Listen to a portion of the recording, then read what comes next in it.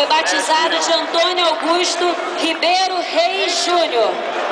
Mas foi como Juninho que ele ficou conhecido no mundo, e principalmente para a nossa torcida vascaína.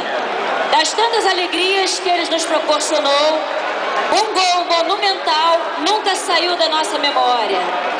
E agora ele está de volta, pronto para fazer a alegria de toda essa imensa torcida feliz.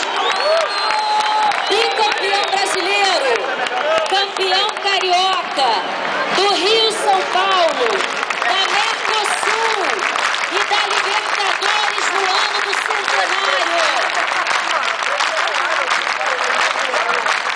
Essas são as conquistas do Juninho nos seus 295 jogos com a camisa do Vasco desde a sua chegada em 1995.